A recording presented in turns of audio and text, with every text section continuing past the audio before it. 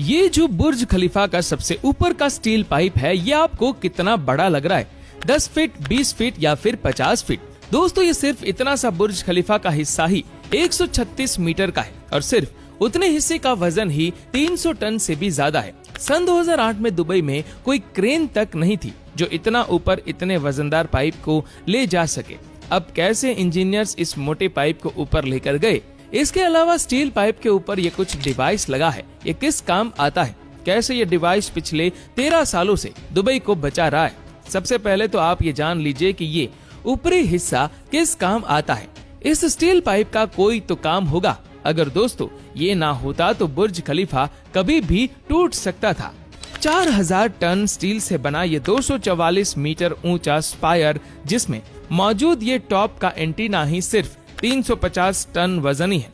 अगर इस पूरे स्पायर को हटा दिया जाए तो बुर्ज खलीफा की ऊंचाई 30% कम होकर सिर्फ 585 मीटर रह जाएगी। यही वो ऊंचाई है जहां पब्लिक के लिए जाने वाला आखिरी 154वां फ्लोर मौजूद है।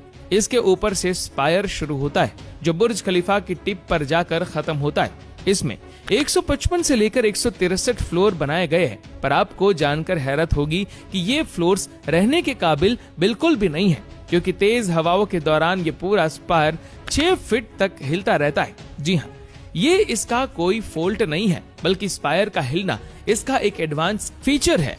और जिस ऊंचाई पे बुर्ज खलीफा का टॉप है, वहाँ तेज हवाओं के झोंकों की रफ्तार 240 किलोमीटर पर घंटे तक आसानी से पहुँच जाती है। इन हवाओं के प्रेशर को ये स्पायर अपने अंदर एब्जॉर्ब कर लेता है। ये खुद 6 फीट तक हिलकर अपने नीचे 154 फ्लोर को सेफ रखता है।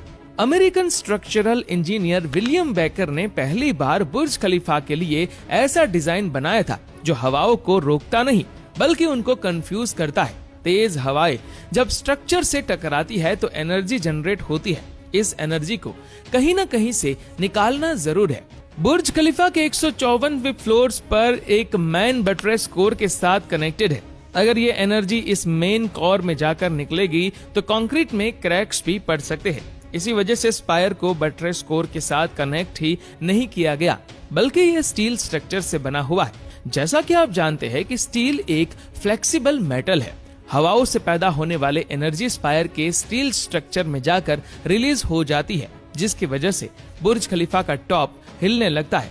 इंजीनियर्स ने इसको ऐसे डिजाइन किया है कि ये सिर्फ 6 फीट तक हिल सकता है। सिर्फ इतना ही नहीं, बल्कि स्पायर पे लगी यह डिवाइस पूरे दुबई को खतरनाक आसमानी बिजली से भी बचाती है।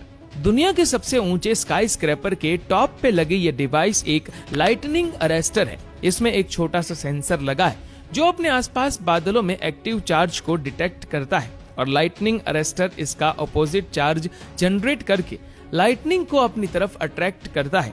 फिर स्टील वायर के जरिए करोड़ों वोल्ट्स के चार्ज को सेफली पूरी बिल्डिंग को बचाता हुआ जमीन के अंदर ले जाता है। क्योंकि स्पायर पे लगा ये लाइटनिंग अरेस्टर बाकी बिल्डिंग से मुकाबले में सबसे ऊपर है, इसी वजह से ये न सिर्फ बुर्ज खलीफा को बल्कि पूरे दुबई को करोड़ों वोल्ट्स के करंट से बचाता है। अभी तक ये लाइटनिंग अरेस्टर 16 से 20 बार अपना काम कर चुका है। हर लाइटनिंग स्ट्राइक के बाद इसमें लगी ये छोटी सी बैटरी चेंज करने के लिए इसके टॉप पर जाना पड़ता है। जैसा कि आप जानते हैं कि दुबई रेत के तूफान और तेज हवाओं की लपेट में आता रहा है, जिनकी रफ्तार ग्राउंड पर ही 100 किलोमीटर पर घंटे तक पहुंच जाती है।